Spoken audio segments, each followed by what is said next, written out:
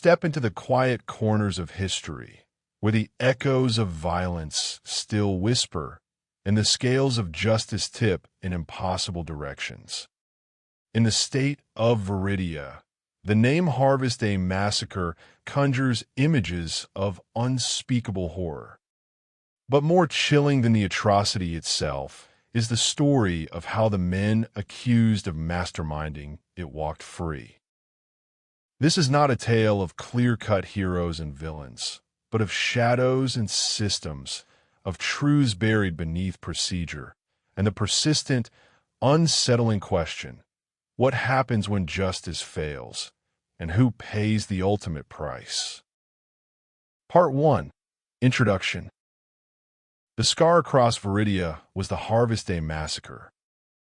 Not a single event, but a concentrated period of blood and terror that tore through the state capital, Havenwood, during the desperate, ugly days of the post-election crisis.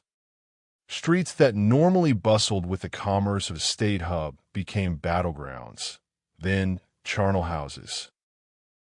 The official count spoke of hundreds dead, thousands displaced, a city traumatized to its core. Families were shattered, neighborhoods razed, a deep and festering wound inflicted upon the state's conscience. And at the heart of the storm, or so the world believed, were two men: Governor Silas Croft, the defiant incumbent clinging to power after a disputed election, and his fiercely loyal militia chief, General Jedediah Vance. Croft, a man whose folksy charm had curdled into authoritarian bluster, had refused to concede defeat, rallying supporters and state security forces in a desperate bid to maintain control.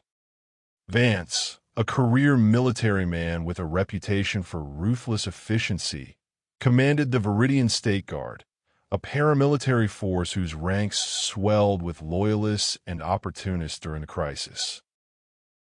As protests escalated into violent clashes, the Guard under Vance's de facto control took an increasingly brutal approach, culminating in the horrific events that became known collectively as the Harvest Day Massacre: days of targeted attacks, arbitrary arrests, and summary executions in areas perceived as opposition strongholds. International pressure mounted, fueled by horrifying images and desperate pleas smuggled out of Havenwood. The scale of the violence demanded a response beyond state jurisdiction.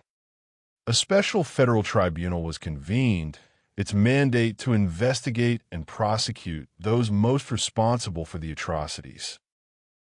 Croft and Vance, after months in hiding and a tense standoff, were eventually apprehended and brought before the tribunal, housed in the sterile neutrality of the federal district courthouse in Meridian, a city far removed from the blood-soaked streets of Havenwood. The charges were stark, weighty, and echoed the darkest chapters of history: crimes against humanity, murder, widespread brutality, persecution. The prosecution, a team of seasoned federal attorneys and international legal experts, meticulously built their case over 3 long years. They presented a harrowing narrative: satellite imagery showing the destruction, expert testimony on the military command structure linking Vance's Guard directly to Croft, intercepted communications detailing movements and directives, and most powerfully, the testimony of scores of survivors. They recounted the terror, the systematic rounding up of civilians, the public beatings, the disappearances, the rapes, the summary executions in town squares and burnout buildings. A young woman, her face a mask of trauma, described watching guards drag her father from their home, never to be seen again. An elderly man recounted hiding in his basement for days, the sounds of screams and gunfire a constant, terrifying soundtrack. The prosecution laid out their case with grim certainty, detailing the chains of command, the forensic evidence, the survivor testimonies that chilled the courtroom to silence, leaving observers weeping openly. Justice, it seemed, was not just necessary, but inevitable. The sheer weight of the suffering, the undeniable reality of the violence, promised accountability. Yet, beneath the surface of this seemingly open and shut case, for those who looked closely, there were unsettling currents, tiny eddies of doubt in the vast, dark river of blood. Whispers of procedural missteps, questions about the provenance of key evidence that seemed almost too perfect, the unnerving composure of the accused themselves, hinting at a confidence that went beyond mere legal strategy. Croft, often slumped in his chair, occasionally exchanged quiet words with his lawyers, a faint, almost smile playing on his lips. Vance sat ramrod straight, his gaze fixed forward, his face unreadable, a statue carved from stone. The official narrative was clear, damning, built on the visceral horror of the massacre. But a cold sense of wrongness lingered, a feeling that the full, monstrous shape of the truth remained just out of reach, obscured by legal arguments and the sterile distance of the courtroom. Part 2. The Seeds of Doubt. Eleanor Vance, no relation to the general, but a seasoned investigative journalist covering the tribunal for a national news wire, felt that chill deep in her bones. She sat in the press gallery day after day, her fingers flying across her laptop keyboard, sending dispassionate reports on the day's proceedings.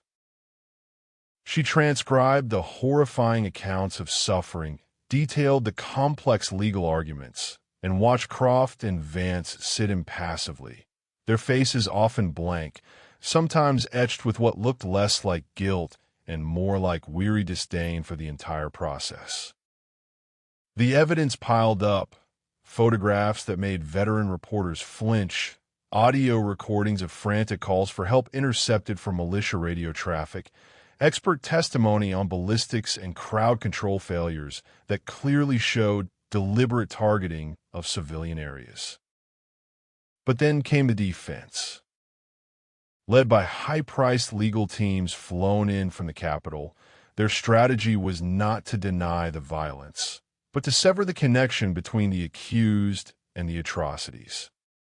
It was a systematic, almost clinical dismantling of the prosecution's chain of evidence, focusing on technicalities, challenging provenance, and exploiting procedural loopholes.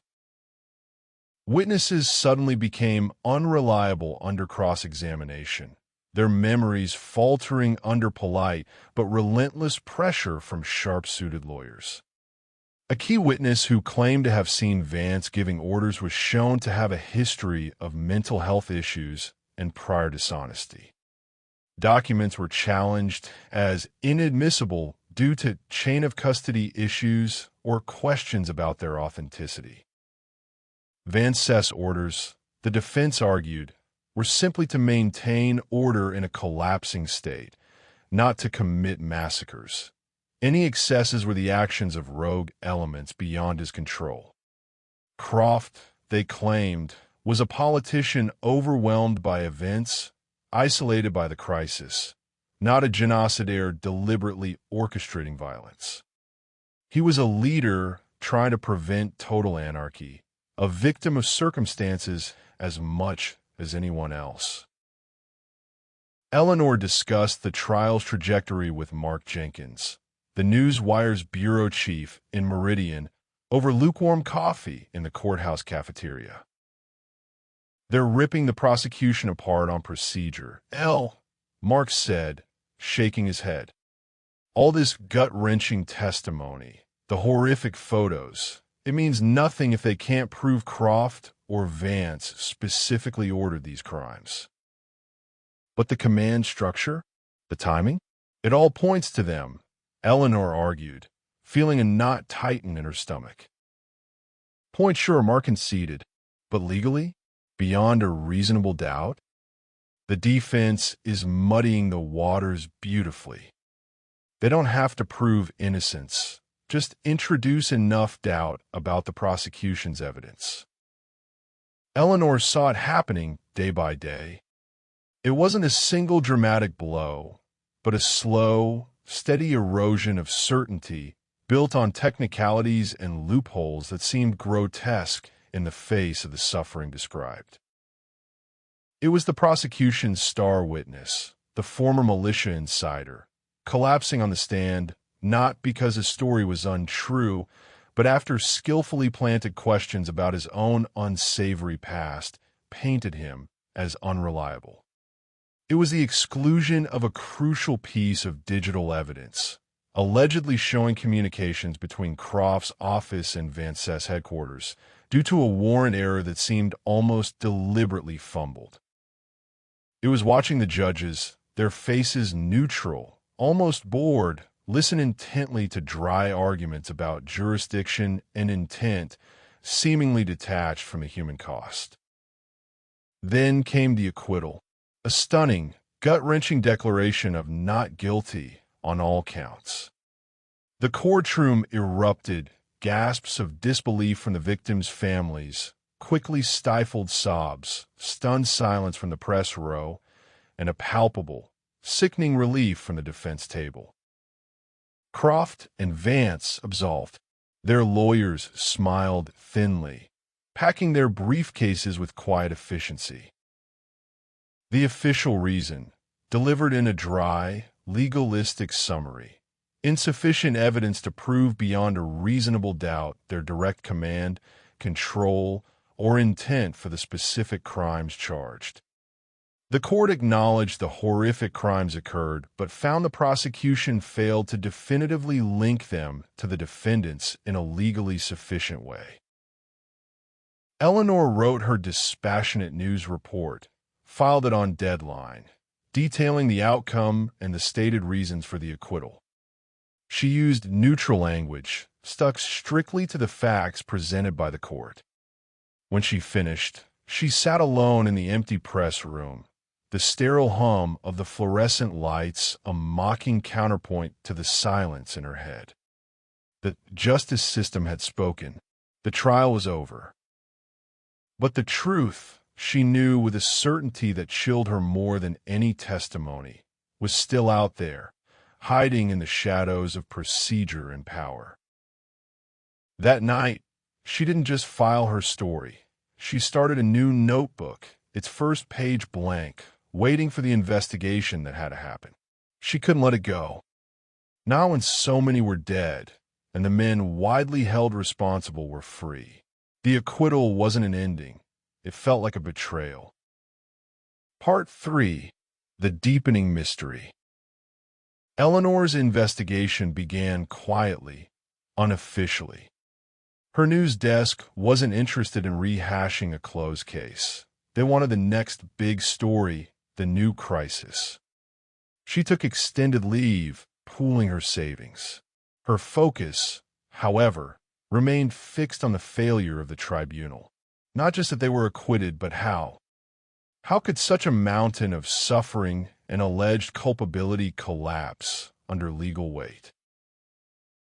She started by meticulously reviewing every scrap of public record from the tribunal she could get her hands on, transcripts filling boxes, motions, evidence lists, witness testimonies, judicial rulings.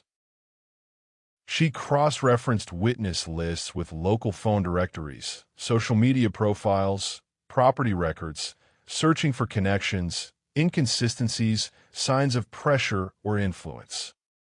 She contacted legal researchers, asking frustratingly vague questions about procedural anomalies in high-profile cases. Her journey took her back to Havenwood, a city still visibly scarred, where the air tasted of dust and unspoken grief. Mistrust was endemic. Break time equals 0. 3S / supporters of the former regime saw Croft and Vance as victims of a politically motivated trial orchestrated by their political enemies. Opponents were disillusioned, heartbroken by the acquittal, convinced that speaking out again was pointless, perhaps even dangerous. Eleanor met with Father Michael, a local priest whose church had served as a refuge during the massacre and later a makeshift morgue. His eyes held the haunted look common in Havenwood. They walked away. "Eleanor," he said, his voice rough with emotion. "After all the prayers, all the tears, all the bodies we buried, they walked away. What does that say about justice?" "It says the legal system failed," Eleanor replied softly. "I'm trying to understand why." "Why?" Father Michael echoed bitterly. "Because they had the money. Because they had the power. Because the truth wasn't convenient for everyone." He paused, his gaze drifting towards the broken stained glass window of his church.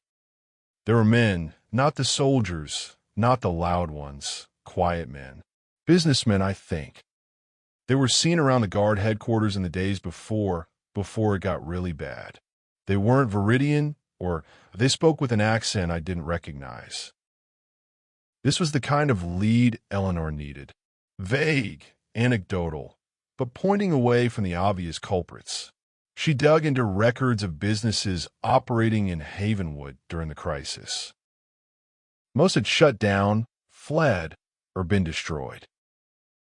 But a few had thrived, their operations oddly untouched by the widespread destruction. She found that properties in key areas, particularly those near the port and industrial zones, had changed hands rapidly and cheaply during and immediately after the conflict. She interviewed human rights activists who had worked tirelessly to gather evidence, only to see it crumble under legal scrutiny. Maria Rodriguez, a determined advocate whose organization had been critical in documenting atrocities, met Eleanor in a small, secure office. "We gave the prosecution everything," Maria said, frustration evident in her voice. "Hundreds of witness statements, verified incident reports, timelines. And they found ways to invalidate so much of it. Hearsay, unreliable witness, insufficient corroboration. It was like they were looking for excuses not to use our best evidence." "Did you feel pressure?" Eleanor asked. Maria hesitated. Funding for our work suddenly got complicated. Key witnesses who agreed to testify got cold feet. One was in a car accident the week before he was due in Meridian. Ruled an accident, of course. But we know what it was. Eleanor followed every thread. She traveled to the rural areas where many displaced families had fled, listening to stories cross-referencing details. She found patterns, specific areas targeted that seemed strategically important economically, not just politically. She spoke to a former mid-level bureaucrat from Croft's administration, a nervous man who agreed to meet her only in a noisy, crowded diner far outside the city. "There's a lot of confusion, a lot of fear," the man, Mr. Davison, mumbled into his coffee cup. Governor Croft was distracted, not himself. There were other people, advisors, pulling strings, not the usual political staff. "Who?" Eleanor pressed. Davison looked around wildly. I said too much already." He abruptly stood and left, leaving Eleanor with more questions than answers. The pressure Eleanor faced escalated beyond hesitant sources. Anonymous emails containing veiled threats arrived daily. Her online accounts were targeted. Then came the break-in at her small apartment in Meridian. Nothing valuable was stolen, but her office was ransacked, her files scattered, her computer clearly accessed. It wasn't random. Someone knew she was looking, and they wanted her to stop. Fear was a cold, sharp sensation, but it was quickly replaced by a burning anger. They wouldn't have done this if she wasn't getting close. The official narrative, the legal outcome, was a carefully constructed lie. She was digging beneath it and hitting resistance. One evening, meeting a source in a dark bar, a man approached her table. He didn't speak, just slid a small, folded piece of paper across the table before walking away. On it was a single, chilling message. Harvest Day happened because someone wanted the harvest. This cryptic note resonated with her earlier findings about property changes and business interests. It wasn't just about political power. It was about something more tangible, more predatory. The pieces were slowly beginning to align, pointing toward a motive that transcended Croft and Vance's political ambitions, a motive rooted in calculated greed, masked by the chaos of conflict. The red herrings, rival militias, political power grabs, simple anarchy, were distractions from a deeper, more insidious truth. The deeper she went, the clearer it became. The acquittal wasn't a failure of the system. It was the system working exactly as someone intended. Part 4. The Turning Point. The man in the gray suit. The phrase from the minor defense witness, combined with Father Michael's mention of non-Veridian businessmen and the note about the harvest, gnawed at Eleanor. She returned to the tribunal transcripts, specifically the defense's presentation. They had introduced testimony from various individuals to paint a picture of a chaotic, uncontrollable situation. Among them was that low-level bureaucrat, Mr. Davison, whose brief appearance had seemed insignificant at the time. She found the section again. He had mentioned meetings at a secure compound outside Havenwood, not the official government buildings. Meetings attended by Croft, Vance, and a gentleman, always in a perfectly tailored gray suit, never introduced by name, but clearly in charge. When asked by the prosecution who this man was, the defense had objected, claiming irrelevance and speculation. The judge had sustained the objection. Eleanor's research into businesses that profited during the crisis led her repeatedly to a name, Reginald Thorne. Thorne wasn't well known publicly, but he was a titan of industry. His holding company, Veridia Holdings, a shadowy entity with vast interests in mining, timber, and agriculture, the very harvest of Veridia. He operated primarily through proxies and shell corporations. His personal presence was minimal, almost mythical, but his financial footprint was enormous. And she discovered Thorne owned a sprawling, heavily secured compound just outside Havenwood, precisely where Davison had described the meetings taking place. She needed a direct link, something more than vague descriptions and financial patterns. She contacted a source she had cultivated years ago, a former intelligence analyst named David, now working in the private sector, who had access to databases beyond the public domain. She explained her theory about Thorne. Thorne? David sounded surprised over the encrypted line. Yeah, he's old money, scary connected, operates like a ghost.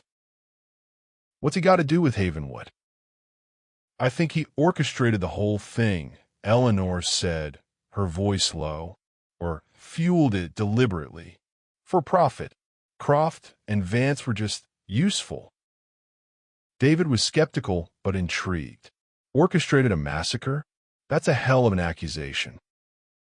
Find me everything you can on Thorne's movements, communications, and financial activities leading up to and during the Harvest Day Massacre, she instructed. Especially anything related to Veridia Holdings and its subsidiaries. Days turned into a week. Eleanor lived on coffee and nervous energy, sifting through the data David sent her. Complex ownership structures, rapid asset transfers, and a tangled web of communications. Then a breakthrough.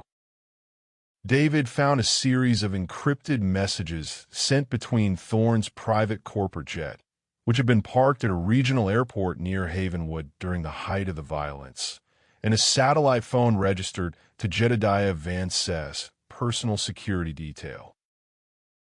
They weren't direct orders to kill, but highly specific logistical instructions, coordinates for roadblocks to be erected, times when communication towers in certain districts should be disabled, routes for the movement of Thorne's own private security personnel who were operating under the guise of asset protection specialists in Havenwood. These communications prove that Thorne was not only present and in contact with Vance, but was actively directing movements on the ground during the massacre in a way that facilitated the chaos and maximized the death toll in specific areas where Veridia Holdings or its proxies were later able to acquire land at rock-bottom prices. It was chillingly clear. The blocking of escape routes wasn't military strategy. It was about trapping populations so they couldn't defend their property, ensuring maximum terror and displacement. The disabling of communication towers wasn't about tactical advantage. It was about preventing calls for help or outside intervention. Eleanor shared the communications data and her findings with a respected legal scholar who had publicly criticized the tribunal's outcome. Professor Anya Sharma listened intently, her initial skepticism turning to grim understanding. These communications, they don't directly order murder or persecution, Sharma stated, pointing to the printouts. That's why the tribunal likely missed the link or couldn't make it stick. They were focused on military command responsibility under the statutes, but interpreted in the context of the events on the ground, the timing, the locations. This is facilitation. This is enabling. This is profiting from atrocity. It was the turning point. The acquittal wasn't a mistake. It was the result of a carefully crafted plan by Thorne.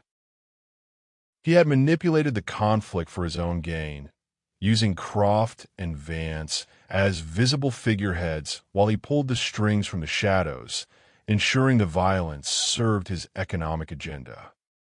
He had likely anticipated the legal challenges and insulated himself through layers of corporate and legal maneuvering.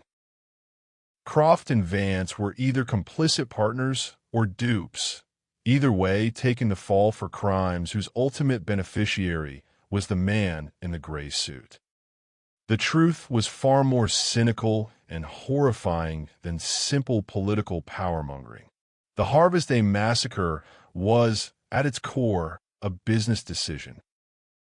Part 5. The Aftermath and Lingering Shadows. Eleanor knew the weight of her discovery. This wasn't just a story. It was an indictment of the system.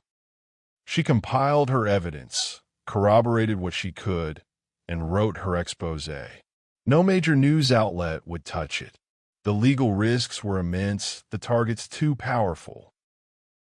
She eventually published the piece, titled The Harvest of Blood, on the independent online journal that valued truth over corporate caution.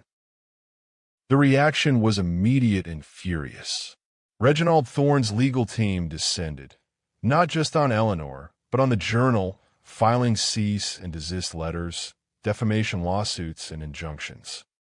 They portrayed Eleanor as a disgruntled journalist pushing baseless conspiracy theories after failing to get the real story.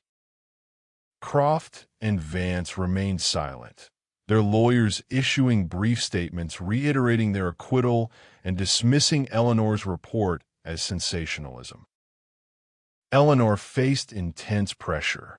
Her former news wire quietly distanced itself. She lost contacts, potential sources closed ranks, intimidated by Thorne's resources. She moved apartments several times, constantly looking over her shoulder. The physical threats subsided, replaced by a chilling, pervasive sense of being monitored, of her life being scrutinized and constrained by unseen forces. In Havenwood, the article sparked renewed debate, but little action.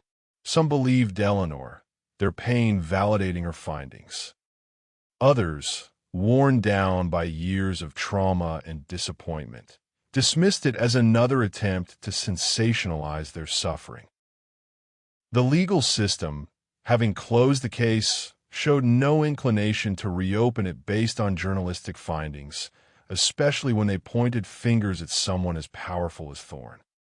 The acquittal of Croft and Vance remained final.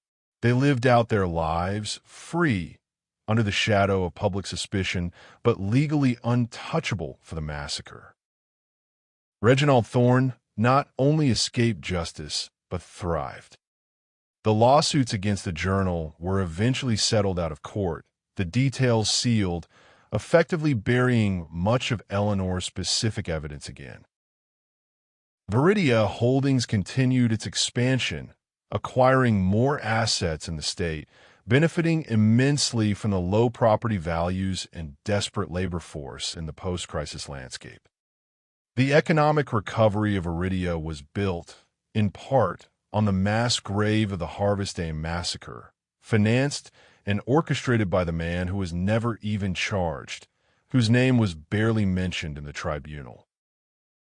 Eleanor's life was forever changed. She continued her investigative work, but the experience had left its mark, a deep cynicism about the intersection of power, wealth, and justice. She had unveiled a terrifying truth, not just about specific criminals, but about the systemic vulnerabilities that allow such horrors to happen and allow their architects to walk free. The acquittal of Croft and Vance wasn't an error. It was a successful operation, a chilling demonstration of how influence could manipulate the very pillars of justice. The silence that fell after the tribunal was not peace or closure, but the quiet hum of Thorne's machinery, the rustling of his profits, built on a foundation of blood. The real wound left on Veridia wasn't just the physical destruction or the lost lives, but the sickening, enduring shadow of impunity, the knowledge that in the face of immense wealth and influence, truth and justice can become just another set of assets to be acquired, manipulated, and ultimately buried. The Harvest Day Massacre had its architects, its perpetrators, and its victims. But its ultimate beneficiary remained untouchable, a chilling reminder that some shadows are too deep for even the light of truth to penetrate, and that the systems designed to protect us can sometimes be turned against us, leaving behind only silence and the cold, hard glitter of profit.